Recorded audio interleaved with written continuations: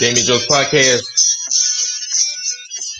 Let's do it. Happy Wednesday. Did I fix that thing? I did. Happy Wednesday, folks. Damien Jones podcast. Another great edition of this show. Let's go ahead and share really quickly. Let us share. Take a moment and share. I'm so excited to be with you. Get my music back on here. There it is. What's on your mind? How y'all doing? I'm doing great. We're going to have a wonderful lunchtime conversation with Harris County Commissioner Jack Cagle, who's representing the precinct number 4. We're going to find out what's happening around the commissioner's court. Kind of ask him about some of those issues, what a commissioner does, things of that nature. But come on in the room. I'm so happy to have you with us today. We are so grateful, so thankful for your consistent and constant support on this wonderful hump day. You know, let's get over this hump with some good quality information. Let's make sure that we are, as we fight for different advances and different reforms that we want in our community, let's make sure we're getting great information from good sources as well. This is your first time watching us. Thank you so much for being here. I'm Damien Jones, your host. Give us a like right now.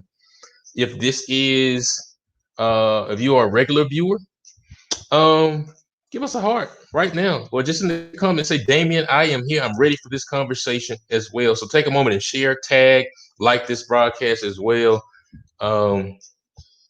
Let me put my comment down here and kind of tag this thing. But we're going to hear from Harris County Commissioner Jack Cagle. So grateful that he would join us on today. So much going on. But what's on y'all's mind? Listen, I've been hey Bob, good to be with you, Bob. Thank you for your constant engagement and interaction with us on our platforms as well. So really appreciate you, and bring other folks into the room as well. Bring other folks into the room as well. A lot of great things happened across the country. Democrats had a lot of great wins in New York on yesterday. So folks ought to be happy about that as well. So come on in the room, people. Come on in the room. I'm going to bring Commissioner in just a moment. But tag some folks, bring some folks into the room. Hey, let me know how y'all feel about this flag behind me. Is it offensive to you? You know, y'all get so offended by everything now. Y'all are so sensitive. You know, people. I post a picture of Trump supporters and people just tear me a new one. You know, but I really love your engagement. This is a democracy, and so I really love how we share our thoughts and express our passions in a civil way where we aren't disrespecting one another. And so that's what this platform is about. Damien Jones podcast, where we talk about news, politics, and life in a fun, respectful, and unadulterated way. And so let me bring in our friend who has been so gracious to join us today, Harris County Commissioner. Where is he? Jack Cagle. Commissioner Cagle, can you hear me? I can hear you. Thank you for allowing me to join you today. Absolutely. So glad that you could join us. He was on time. His staff has been so great and very responsive to our requests, unlike some people. And so we are so grateful for that. But folks, if you have any questions or comments, I know some of you have been chomping at the bit to hear from the commissioner. If you are in his precinct or not in his precinct, give us some questions. I know you may have some questions for him. Just drop it in the comments and we will get to that. Or if you just have comments along the way in our conversation, please feel free to drop those below and we will get to those as well. Commissioner, let's get to it. I know you don't have a lot of time. So first and foremost, how's your family? How's everybody doing? Everybody's doing great. Family is doing well. They're growing up on me. Yeah. You blink, and then all of a sudden, my wife and I have been married for 38 years, and we're technically empty nesters. Okay. How old are your kids? I got a 30-year-old son. I got a 24-year-old daughter, and I've got my 19-year-old who's a freshman at UT Tyler. Okay. Okay. Actually, she'll correct me. She's a rising sophomore now. Absolutely. Absolutely. So, before we get into the meat of things, kind of tell us where you're from, just a little bit about your background and how you got to this point as a commissioner on Harris County Commissioner's Court. Well, I grew up for the most part in the area. You and I were chatting earlier before you put on the fancy duds you had on your NASA shirt. Right. I was the proud child of a person in the space program. My daddy was an engineer. If you ever watched the movie Apollo 13, where they have that scene where they're flipping the switches and they say, let's call sneak circuits. That always makes me proud. That's my favorite part of the movie because my dad was in the department known as sneak circuits. Now, his name wasn't mentioned in the movie, but he was with sneak circuits. And so I grew up on that part of Harris County and worked with a lot of folks that were there. As a child, my grandfather had always talked about how if I studied hard and worked hard, that we periodically had someone that would go into public service instead of pursuing other things. And so he instilled in me as a young individual that I ought to pick up that mantle and go back into public service. And so I became an attorney, and then I had the privilege of serving the people of Harris County as a judge for almost 12 years.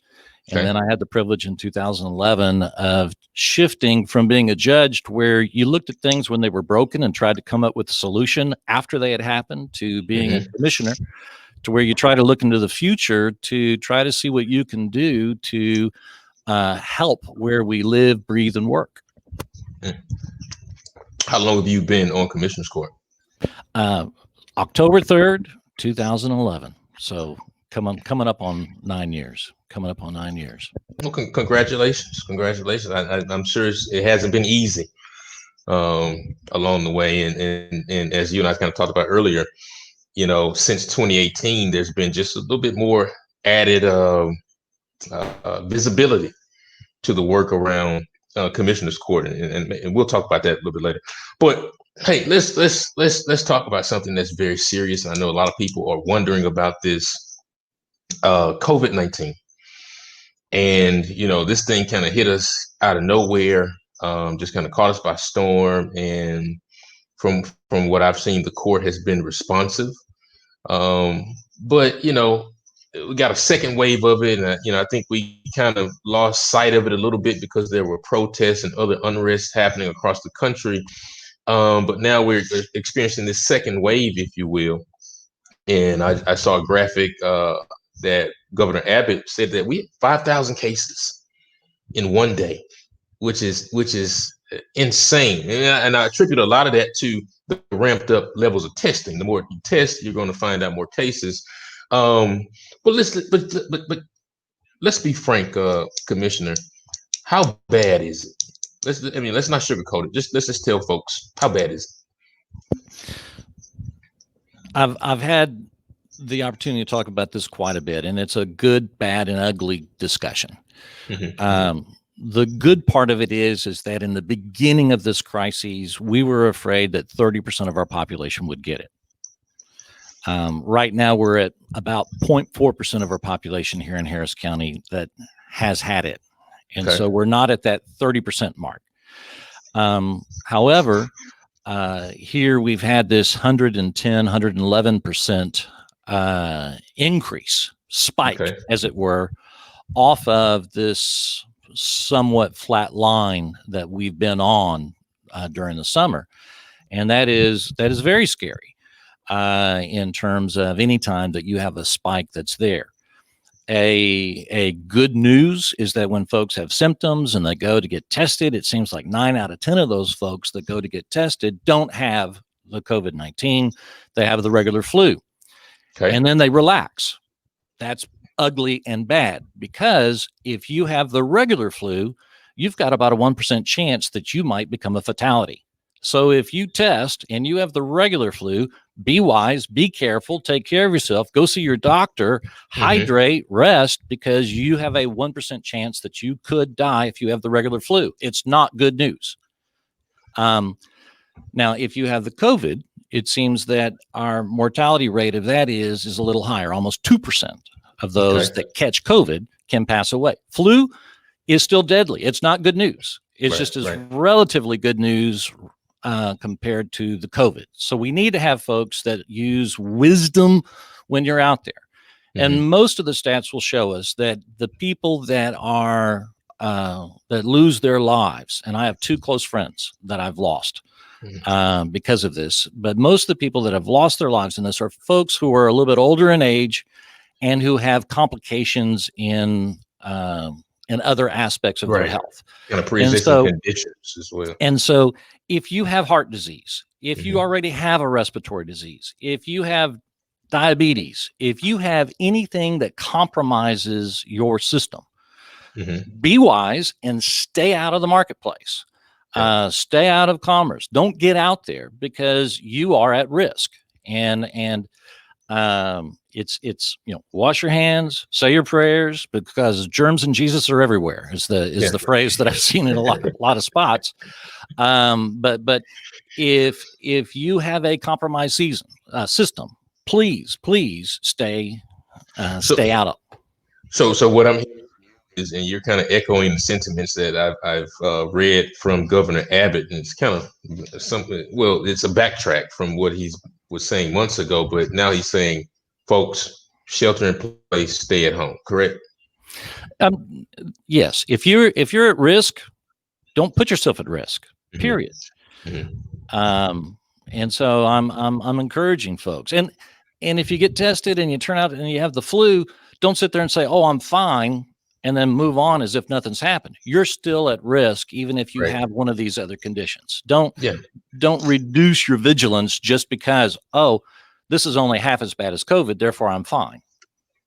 Yeah. So we got to take this thing seriously. And so tell me what the court has done, what type of measures the court has put forth to help people get tested, to help people kind of fight with putting food on the table when it comes to, folks can't work. And I've seen some different initiatives to kind of talk about, let's let folks know what the court is doing, has done, and may have coming up in terms of to help Harris County residents make it through this difficult time.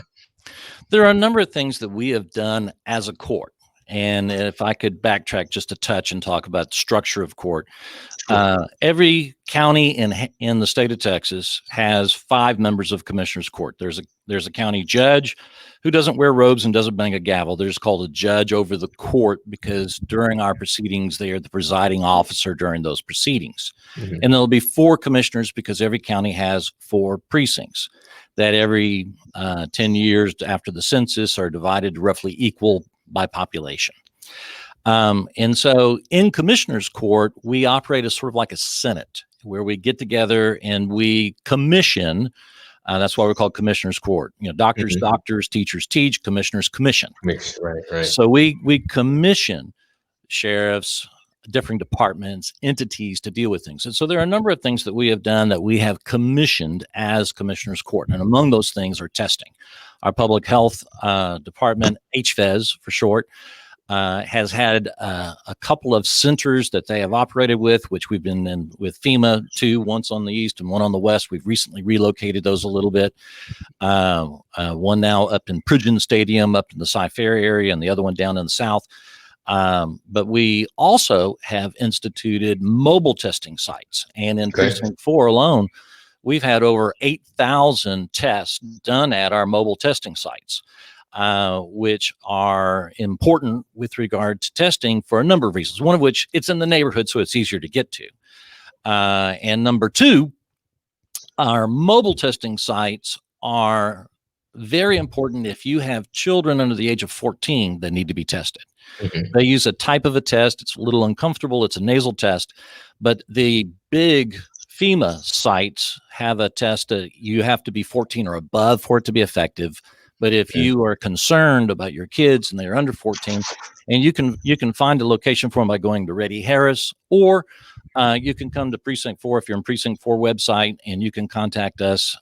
Just go online and contact our community assistance department or submit a question, and we'll direct you to wherever you need to go to find a mobile testing site. They move from week to week, right, and location to location, so that they can continue to work throughout Precinct 4, and the same thing occurs in the other 3 precincts as well.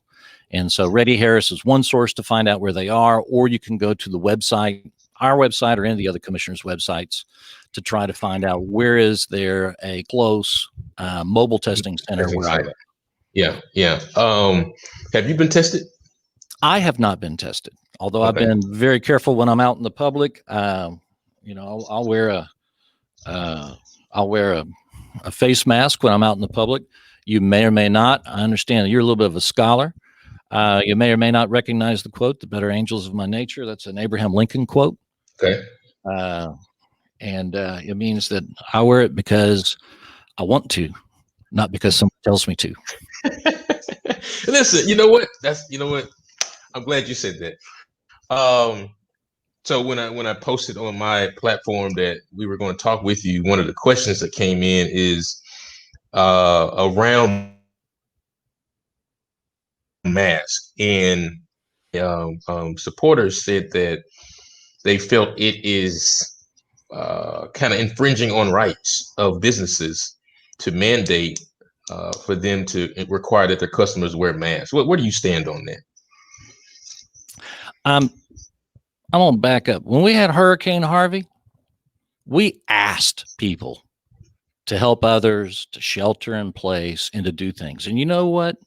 We had overwhelming support of the public. When you tell folks here, this is what our goal is, this is the reason why we're doing, this is what we want you to do, folks here are more than willing to help.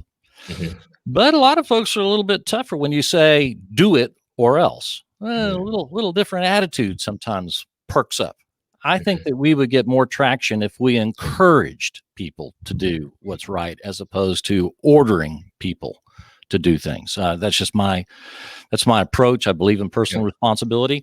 There's an Indian food restaurant that's not too far from where I am that they take my temperature before I come in, and I like it. And everybody has on the masks and everything else that are there. I'm very, very much appreciate businesses making business decisions. I'm gonna give my business to folks that I think will keep me safe when I choose to go out and venture forth. I think that I would not give my business to folks if I come in and I don't. It's just kind of like if you come in. We used to have a guy here by the name of Marvin Zindler, slime in the ice machine and roaches in the kitchen. You didn't go to those places that got the bad reports. You gave your business to the folks that were clean and did things right. Right. Okay. We talked about this a little bit beforehand, but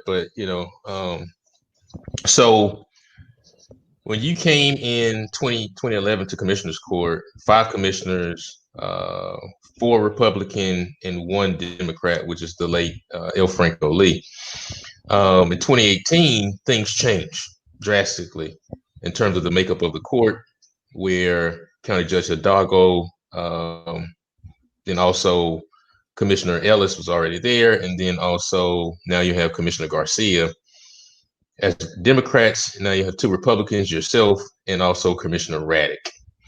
You now are in the minority. What's it been like for you being in the minority for 2 years? And no matter what your dissent is, no matter how you feel about an issue, it's going to get passed anyway because the other side has the votes. I mean, how's that been for you? Well, you try to find the common grounds. And every now and then you do. I mean, not every vote in Commissioner's Court is a 3-2 vote.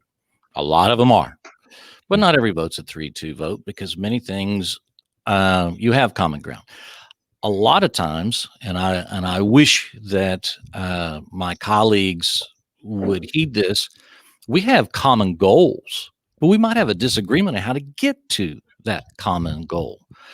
But in the last year, especially, it seems like the promises that were given Mhm. to us of openness and transparency and public engagement have just gone out the window. Mm. Last commissioner's court that lasted until 10 minutes to 1 in the morning. I think it's 4 times that I actually had to read what it was that I was to vote on for the first time during court. Well, how can Wow. you, as a member of the public, engage? I Mhm. mean, you might like what is being proposed in the main, but don't like that language, or would like to have something added to it, or to have some sort of input or discussion. And that goes to a struggle that I have is that we've shifted from openness and transparency to oftentimes every time I hear those words, I think of a book written by a fellow by the name of George Orwell, 1984, to where, war is peace. The ministry of peace was the ministry of war. Words had almost the opposite meaning.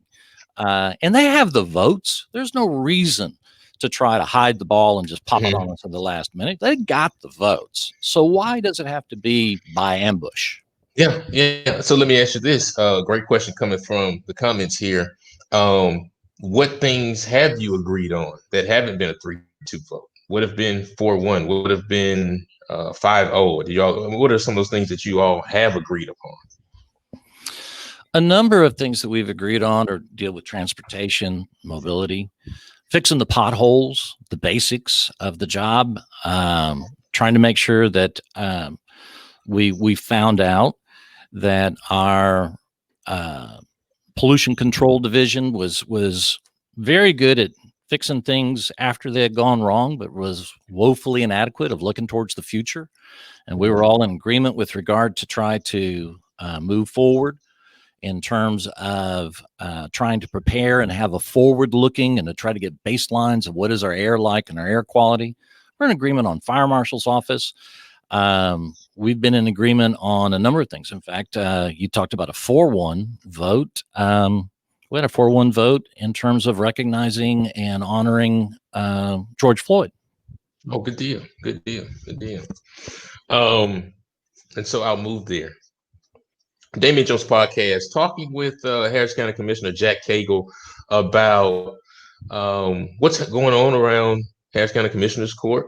What are they doing to kind of help folks move through these difficult times from a COVID standpoint, and also from a racial healing, racial equity, racial justice standpoint as well. Keep your comments coming. Make sure you share this broadcast, like this broadcast as well.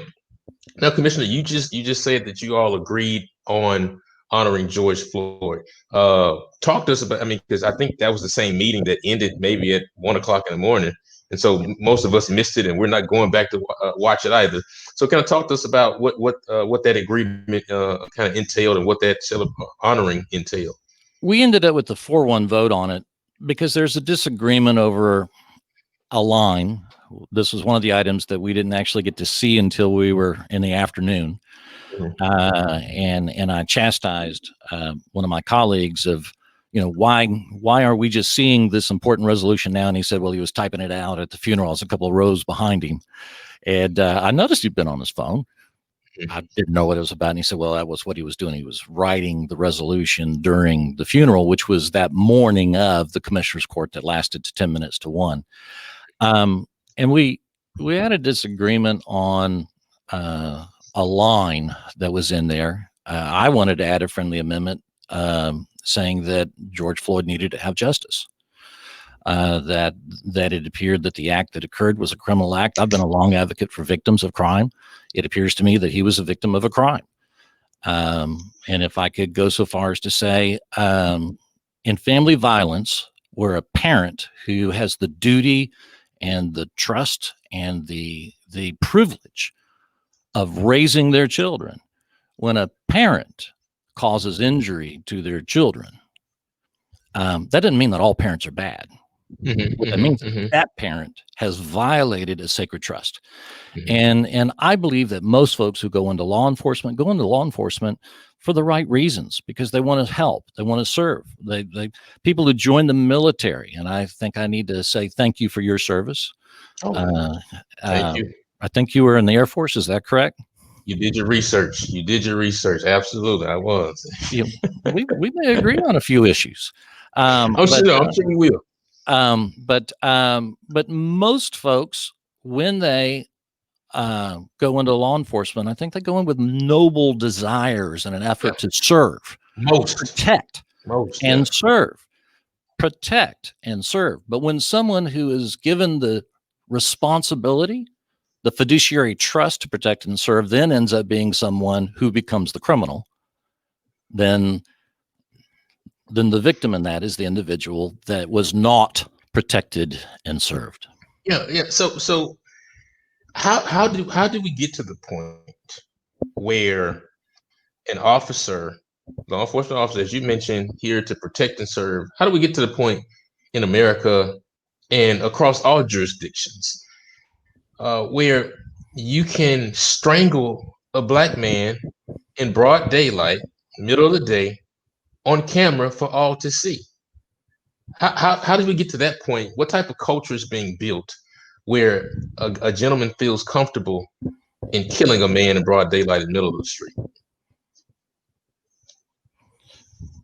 Do you have the answer? I don't. It's not acceptable in my world. Not acceptable in my eyes. Right. So let me ask you this. So how do we reform that culture? It's clear, Commissioner, there within law enforcement agencies, there's a culture of lawlessness. There's a culture that targets black, brown, and red men and women, that attacks the vulnerable. And it's flat out brutality. And we're talking about hundreds of years.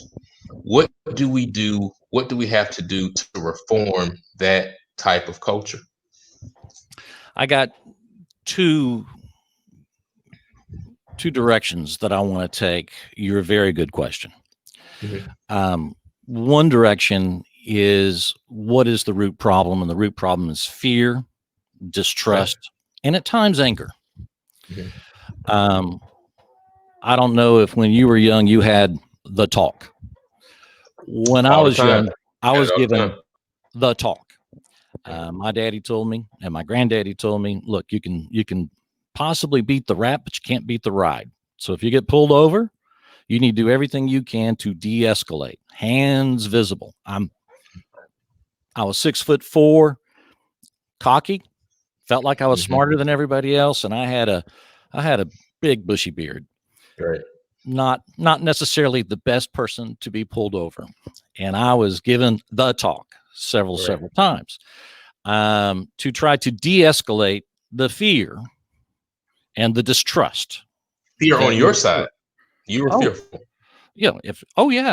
I mean, 6'4" guy climbs out of a car. I used to get out of the car and go to I'm this age. We used to be taught that you get out of the car, you have your driver's license, you have your insurance, and you go to the back of your car and you wait for the cops to come to you. You're 6'4" standing there with a beard, young and cocky. Right. Okay. We don't teach people to do that anymore. We say, stay in your car, roll down your window, turn on your light, have your stuff in your hands, so that when you have that moment that you de-escalate the fear, because the officer, if he's afraid and he thinks that he's in danger, he's going to choose me or him. And I can tell you who he's going to choose. He's going to choose himself. And that was what my parents, my dad, my granddad talked to me. So your folks said, be cool, de-escalate, don't make any sudden movements. Yeah. And I had the same chat with my son. He's now 30. He's 6'5". Okay. Wow. 350 pounds. What are y'all eating over there, man? He was an O lineman for Vanderbilt in the SEC for a while. Okay. Yeah. He's a little intimidating. Right. And sometimes he followed his father's instructions of, you can't beat the ride. You can beat the rap, but you can't beat the ride. And sometimes he got a little lippy. And when he did, he ended up on the front hood of a car. What I'm saying is that what is a common experience to us all, I feel, is exasperated with a greater level of fear in some of our communities, especially our communities of color. Right. So if I've experienced it, although I listened to my parents a lot better than my son listened to me, and so I never had a problem. I had some close calls. I remember being on my knees in the dirt fixing a license plate one time in a small town where it was a speed trap. But although I've not had problems by and large, I don't live, especially now that I'm an older gentleman, I don't live in fear that that's going to end up being a life-threatening situation for me. Yeah. There are many of my friends, and this is why your show is good. This is where honest conversations amongst people are good. This is where if you have friends that have not experienced what you have experienced, if you've experienced some of this negative, that it's time to have honest, open conversations. Because the fear that I don't have, I have very, very dear friends who have great levels of fear. Yeah. And if you are afraid and you're the one in the car, not just the cop being afraid, but if you're the one in the car and you're afraid, you usually have two responses. What is the responses to fear? Flight or fight. Neither of those are going to be good experiences that are going to come out of an encounter. Well, I think there's fear on both sides. I think there's fear when it comes to officers, because officers don't know every time they approach a situation, they don't know what's going to happen. They don't know if there's a weapon. They don't know what the situation is, and it's their job to go and find out what's happening. At the same time, those folks have a family that they want to make it back home to. On the other side, there's the person that is being approached who, if more than likely if they're black, brown, red, they're scared out of their mind as to what this interaction is going to look like. They don't want to make any sudden movements. They're watching a 24-hour news cycle, and they're seeing these images of things that continue to happen and happen and happen and happen, right? And so I think there's understood fear on both sides, and I also hear argument from some folks who say, if you're a law enforcement officer and you're fearful, you ought not be in the profession. You probably ought to move to another profession.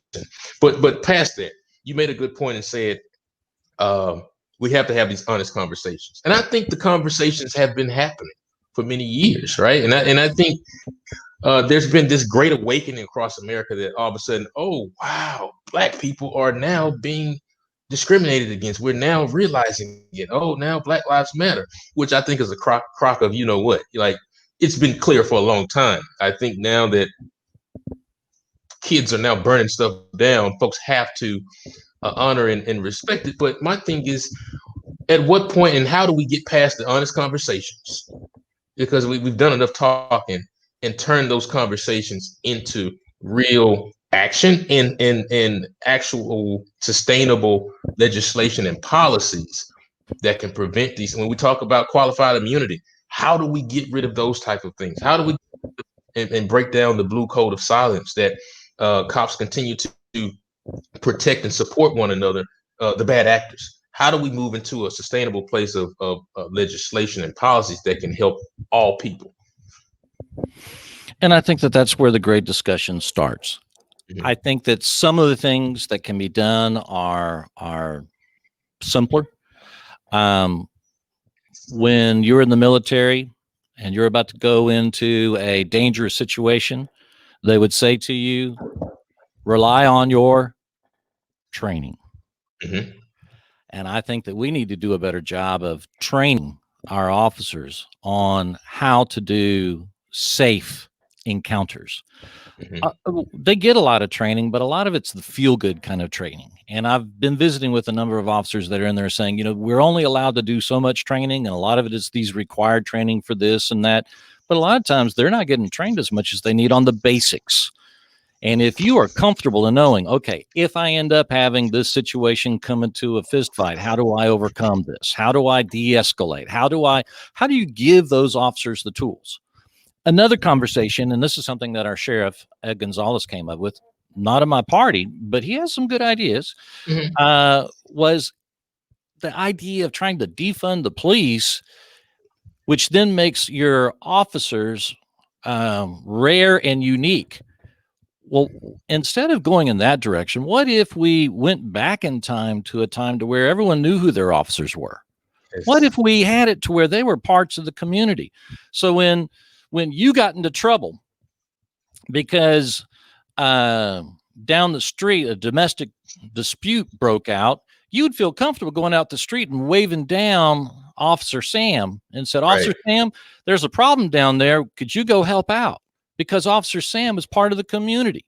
To do that is going to cost money, because now you're going to have more officers, better trained, better equipped.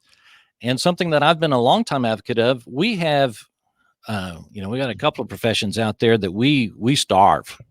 We rely on them to do difficult jobs for the lowest amount of pay. One of them's teachers, another one's cops. Yeah. Yep.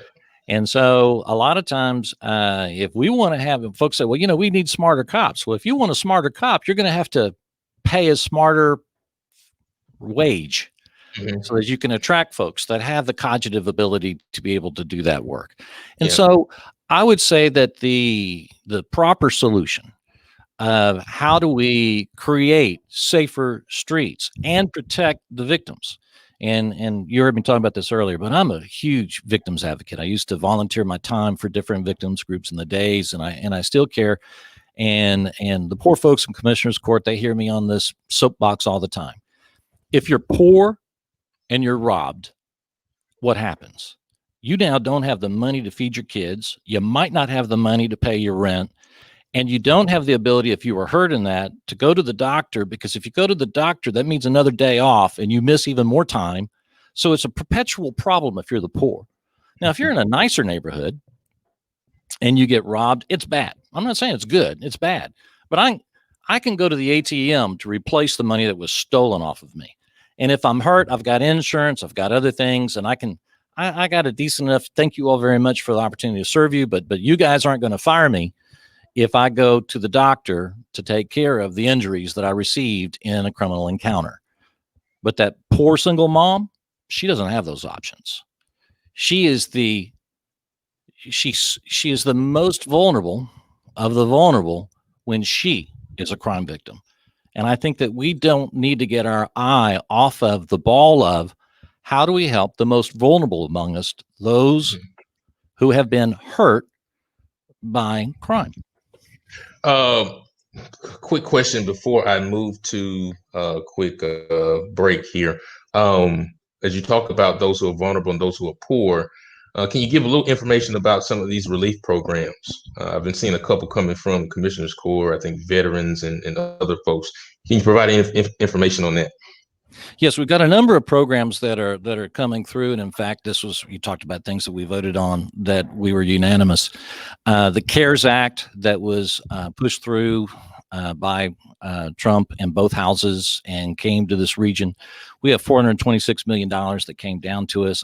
We've all been in agreement that these are dollars that need to come into the communities. We have a number of them that are set up for small businesses. Get online and get on quick. The first round that came out, I voted against the very, very first round because that was going to come out of property tax, which would mean at some point we have to raise your property taxes in order to pay for that one. And I wanted us to be paying for it out of the CARES Act. The second round came out of the CARES Act. And I think we ended up supporting that unanimously because out of the CARES Act, that's what those funds are for. There's some disagreement on how it should be done. I think that if I'm going to, especially with rent relief, because I used to be a judge that heard the appeals from evictions. I know that just because you pay someone the money to get caught up on their rent doesn't mean that they don't get evicted, because they still had the times that they missed timely payment and they still could be evicted. I think that our system needs to be one that goes to the landlords to where they say, if you accept this money, you agree to drop the charges, drop the case, and allow this person to continue to stay in your offices. And so, we've got several different issues that come in with regard to, so go online, Ready Harris, or contact us in the precincts to get tapped in. This next round that's coming out is, for lack of a better word, it's on a lottery system. Okay. And so there's, I think, 20,000 checks that can be written, and there's 270,000 applicants. Get in quickly, put in your application, and hope that you get to be in there. So folks, go to Ready Harris if you are in need, if you are in financial need financial help to make it through these tough times, go to readyharris.com or is it .org, and you can find information to find relief for you and your family by way of the Harris County Commissioner's Court.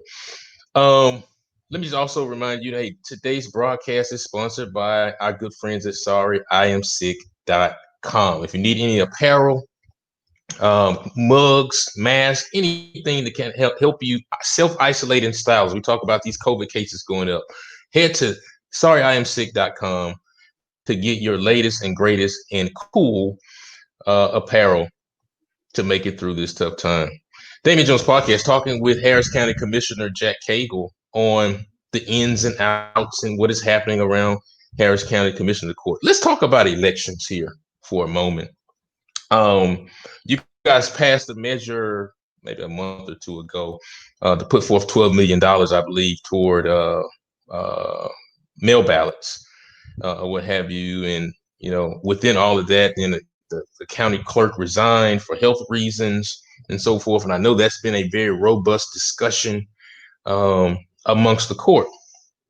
But I watched that conversation. That was a very intriguing conversation. And a lot of us, as you were looking to appoint the interim commissioner, a lot of us were hoping and pushing for that you would select the current deputy chief, Tanisha Hudspeth, who has been with the been in the clerk's office for 15 years in various positions, is overqualified for the role, and in this tumultuous time, would be the best person, in my view, to step in the role.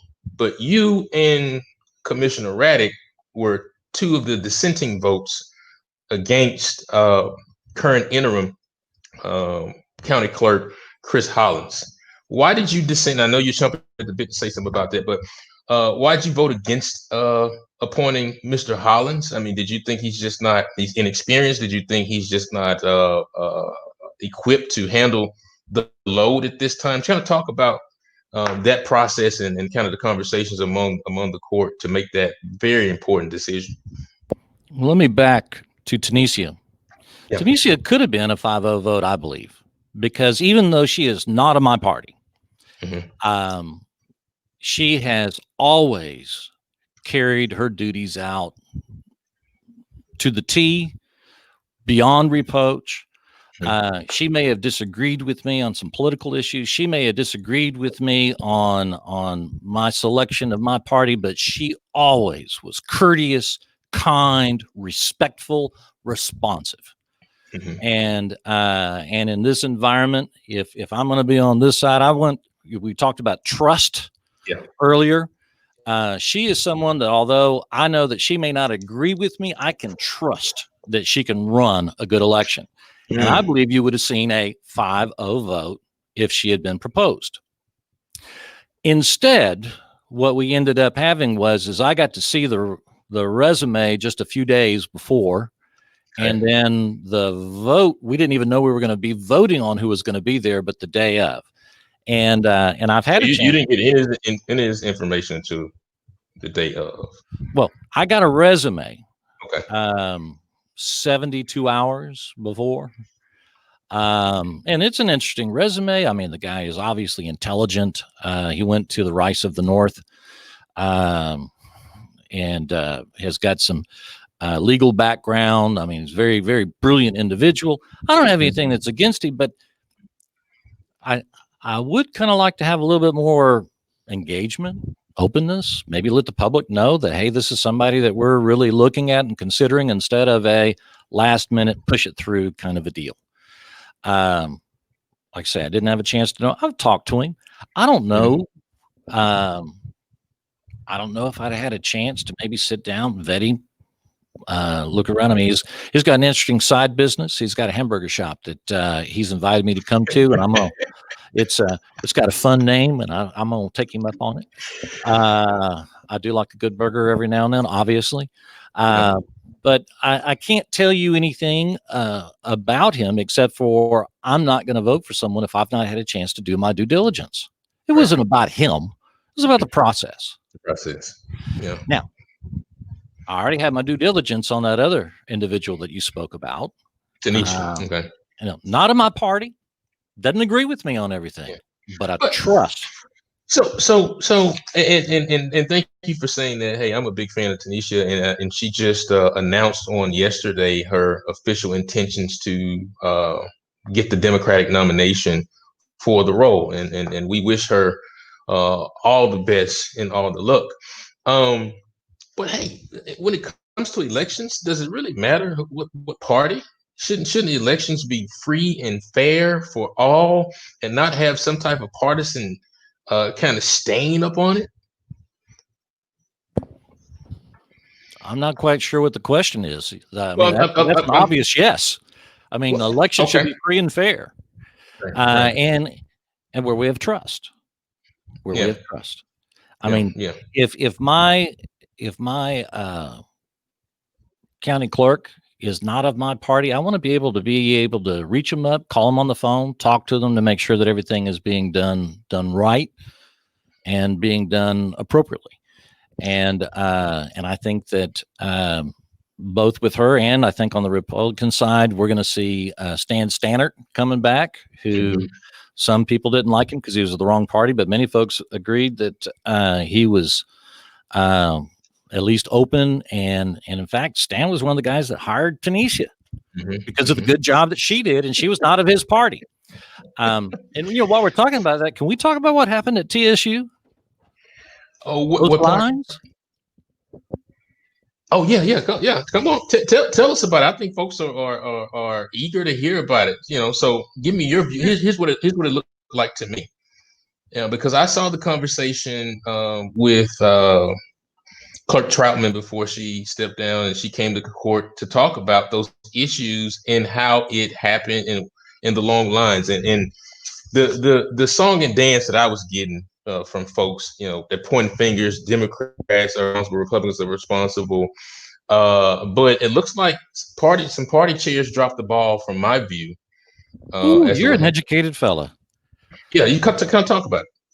Okay. Mind you that the county clerk is a vendor for the parties in their primaries. Okay. She's a vendor.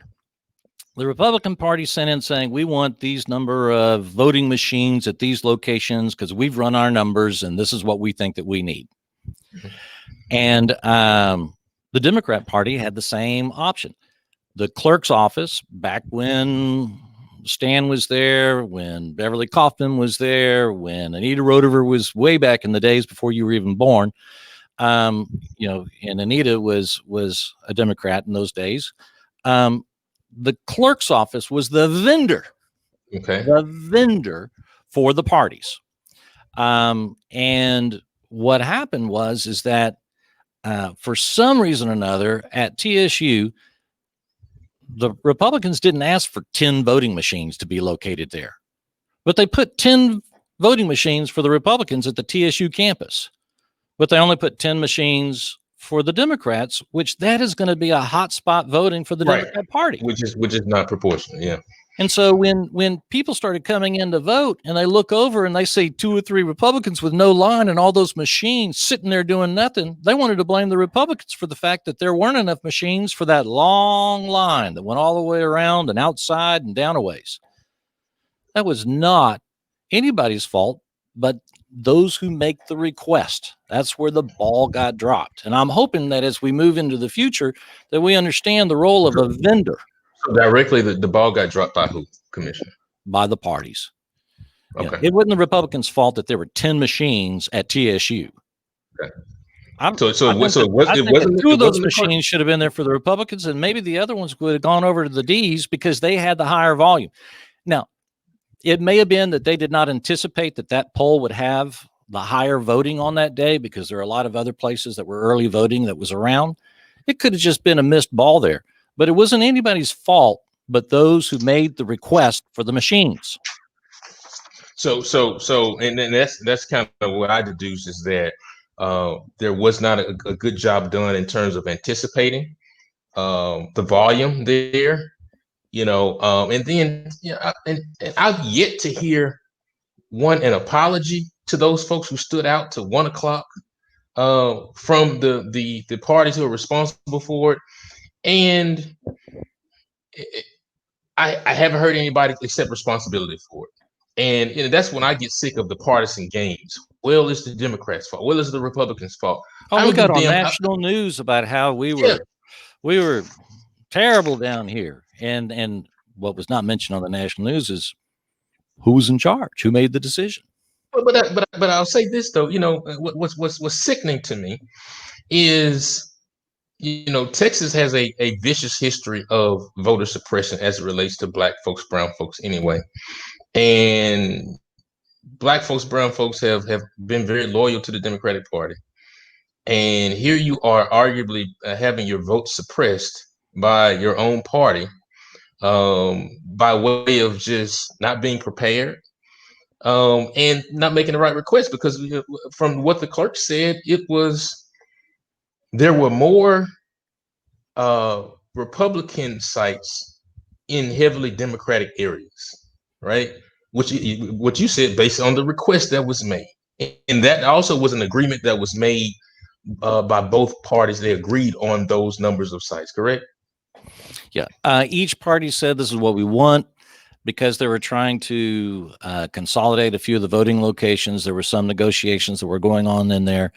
I don't think either party ever engaged in how many machines had to be at a location beyond what their requests were. I know Yeah. that the Republican Party said we need these number of machines at these locations. There was no request by the R's that they have that number of machines at TSU. And that's bad optics to sit there and have all those machines being unused when they were needed.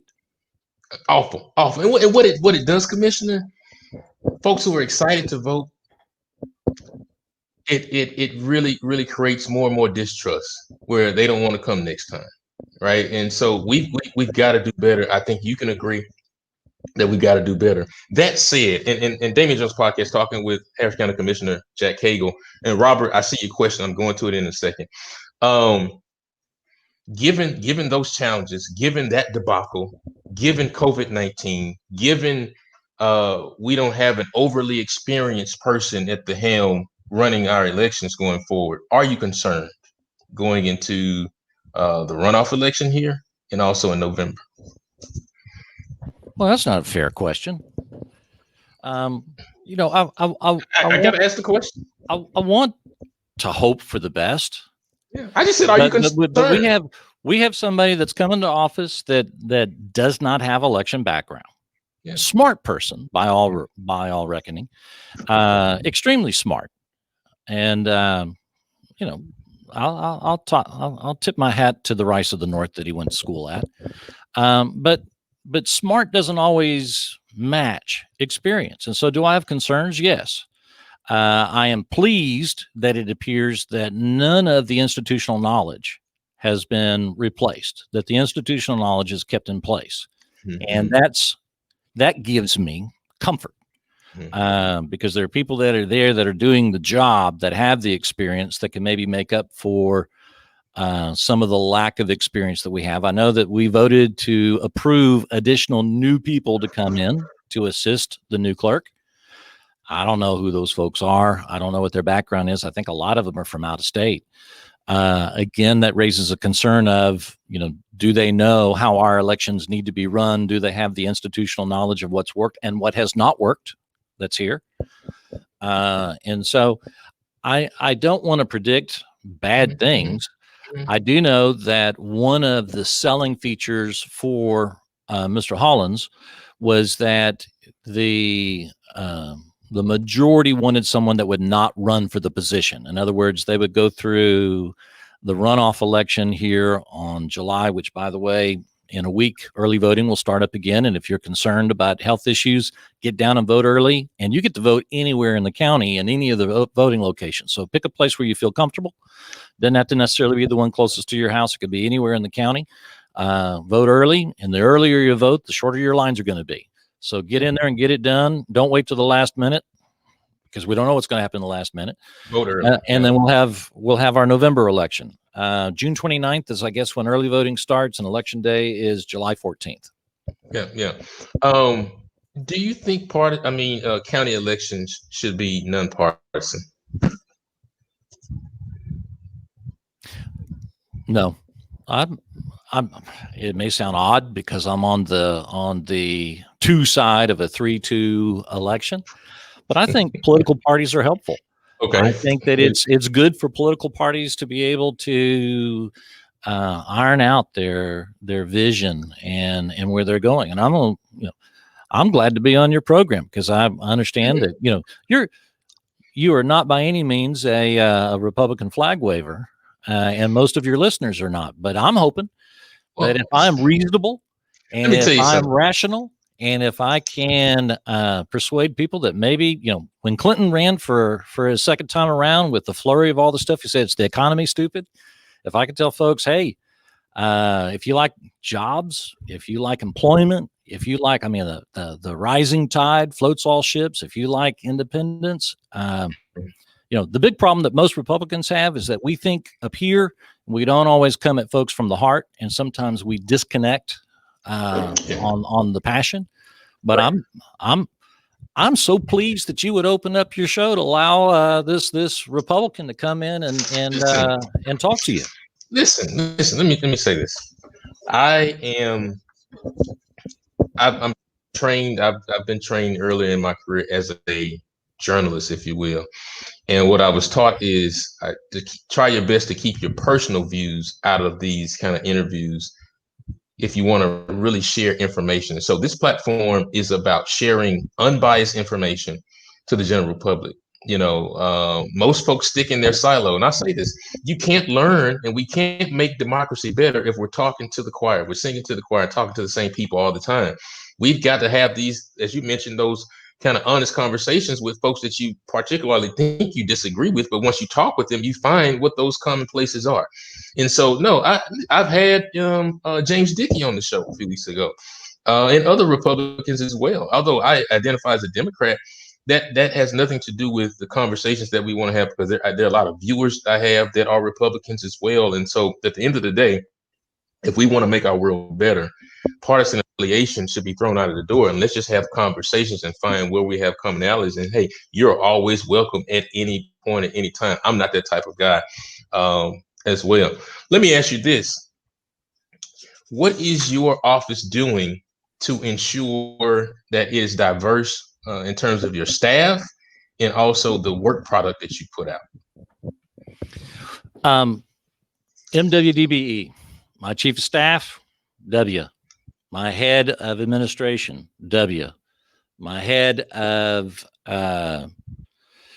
my human resources, a W. In my road and bridge, of my 3 camp superintendents, 2 M. Of my top 10 employees, I think I've got 3. My top 12 employees, I got 4 that are white males. All the rest fit in NWDBE's category. How many of them are black? I got 1 in the top 10 that are black. I got 1 in the top 10 that are black. Okay.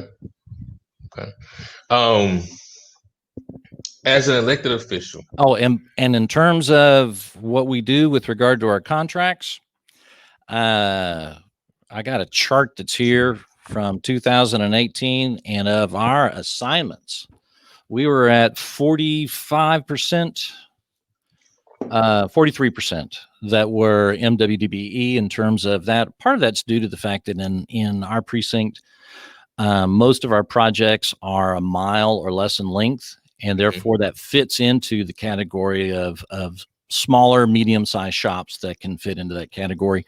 When you do bigger projects, those numbers drop off, but where most of ours are in that category. So we do about 43% that meet MWDBE criteria from the whole of 2018. Okay. As we talked about earlier, if I could say this, and this might offend some of your listeners, it wasn't by design. What I care about as a commissioner, are you going to give the taxpayers a good road for a fair price, timely delivered, that's going to be safe and last? And it just ended up that way. There wasn't a program for that. I know the city of Houston had a very complicated program.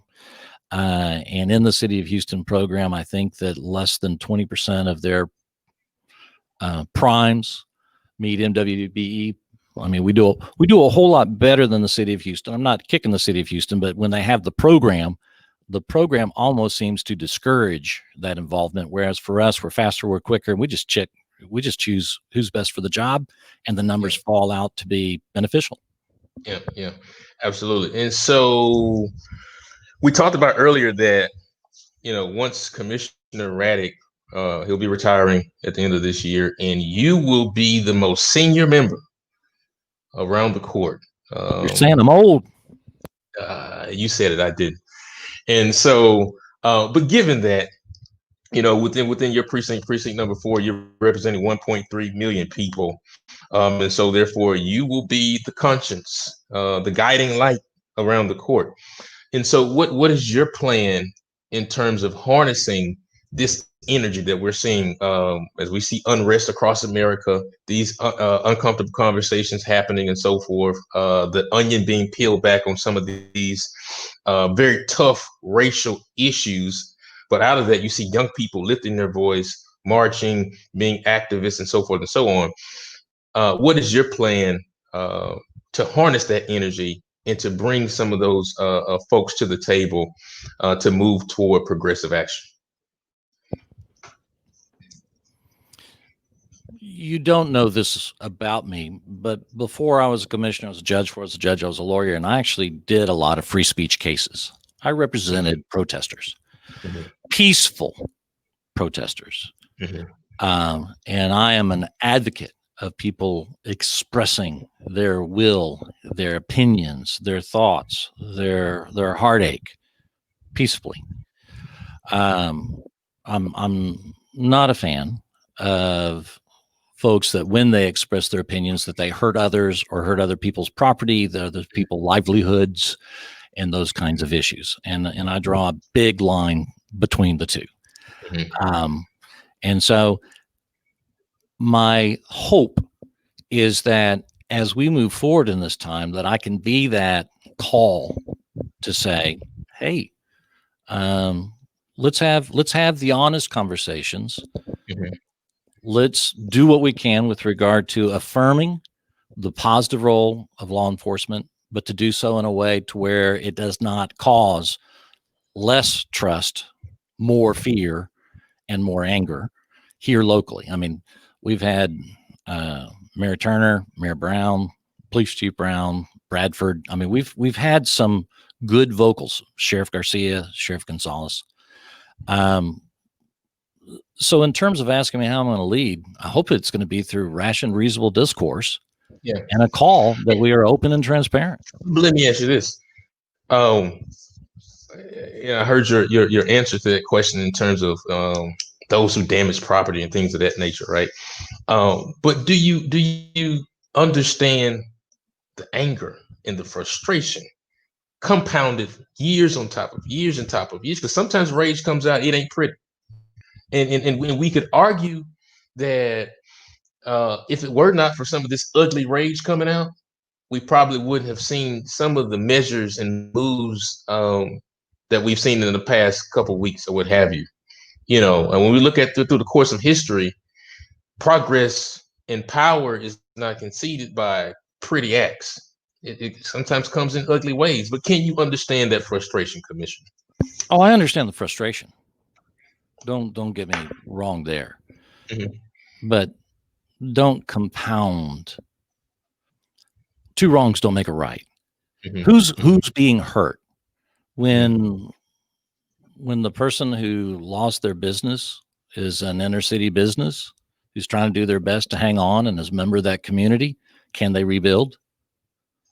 I mean, let's protect everyone, including those who desire to express their opinion. Let's defend that desire and ability as best they can, but let's not hurt anyone in the process. Yeah. A couple more questions. I'll let you go. Thank you for your time today, Commissioner. First and foremost, folks, let me say this really quick before I go to my next question.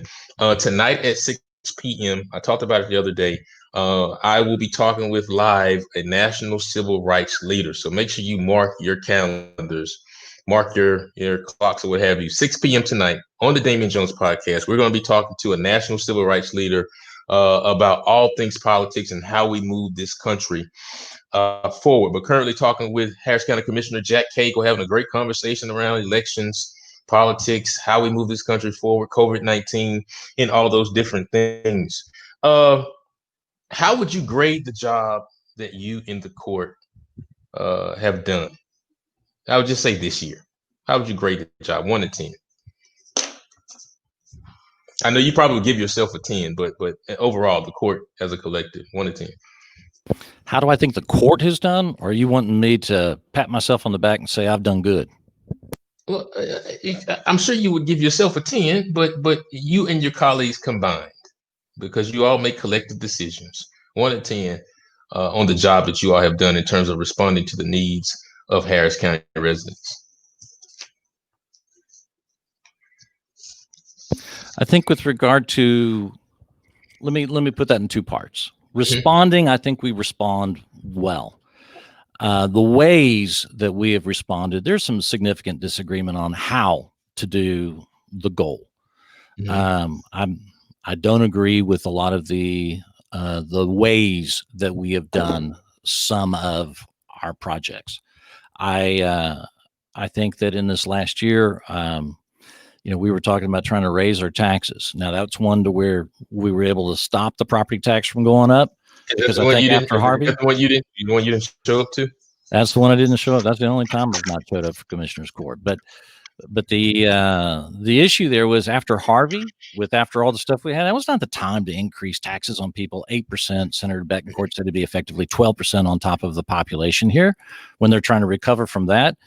And imagine having that increased tax burden and the burden that we have with COVID for our small businesses. That would just be devastating. Sometimes just raising taxes is not the best solution. And I think that we were in the wrong direction, but my opinion is that we were able to stop that, and it was just in time. I think that we need to be very, very careful, because every time we meet in Commissioner's Court, we are spending a lot of money. And some of that money is there to be spent. For example, the CARES Act funding that came down from the feds to where we're to be the conduit for it. Our funds that we get from the feds with regard to our community development grants. We are very good at trying to get those grants down and into the community. But we have to be very, very careful what we do with regard to your property tax dollars, because historically, back when I was a judge, we used to not have toilet paper, and the judges would go out and buy toilet paper so the jurors would be able to have something to use in the courtroom, because our budgets had gotten so tight. And that happened 2 years after the price of oil and gas fell. Gas is still cheap at the pump, and we have COVID. Those are two things that we need to be concerned about. This is the time that we need to be saving funds as opposed to spending a lot of funds of the taxpayers. And so I would just say that we are not doing a good job of saving for the rainy day, because the rainy day could be another Harvey, or it could be the drop in our ability to have the revenue to take care of parks, roads, potholes, our sheriffs, our constables, the jail, and those other flood control and the other basics that we as commissioners and in Commissioner's Court are supposed to be taking care of. Yeah. So 1 to 10, Commissioner. Us as a group, responding, I'll give us a 6. Effectiveness, I'll give us a 4. Oh, okay. Listen. So I'm seeing a question from in the comments here from one of your constituents, Precinct 4. Have you been made aware of a racist Facebook comment by a Precinct 4 constable? Have you heard anything about that, or been made aware of anything to that nature? I was sent a copy of that, and we sent it over to be investigated. But I'm aware that there was a constable that on their private side, I think, posted a rap sheet. And so I prefer not to comment beyond that, except for I was made aware that there was an issue. But it's being investigated. That's we asked that it be investigated. Okay. I appreciate you answering that. My last question for you: what book are you reading right now? I'm reading several, but the one that I tried to pull up before we talked is actually Thucydides. And one of the reasons why I'm rereading Thucydides, two parts. One section, he talks about the great plague that hit Athens, and the lessons that he learned with regard to what happened with people in the public and going through COVID. That's important. But also, in the beginning chapters of Thucydides, Thucydides talks about the relationship between commerce and communities feeling safe to engage in trade. Mm-hmm. And that when piracy on the seas was stopped, then cities felt safe and comfortable trading with each other. And a passion that I have is how do we take and make all of our communities in our county to where they can prosper Mm-hmm. and succeed, and to have businesses that feel comfortable going and making a profit in those communities, so that you don't have to get in a car and drive somewhere to go get groceries, but you've got your grocery store right around the corner. And so Thucydides and the Peloponnesian Wars is what I'm reading right now, rereading. Okay. Wisdom from 400 BC. Okay. Okay. And Commissioner, what are you reading right now? the Bible in these tough times. I spend a lot of time, honestly, as a black man, and I posted something on Facebook earlier today about the mental impact that a lot of these times are having on black people, particularly black women, black men, and just as a man, just how tough these times are to see comrades killed in the streets to police violence, folks dealing with abject poverty across the board, voices being muted across the board. And then all of this, folks still have to provide for their families and then have to explain to their children certain things that are happening in these type of images. So, for me and my wife and I just celebrated our first year anniversary. We're just sticking. Congratulations. Thank you so much. And so we're just sticking close together and reading the Bible. And then, 38 years is going to pass by real quick. okay. That's my bride of 38 years.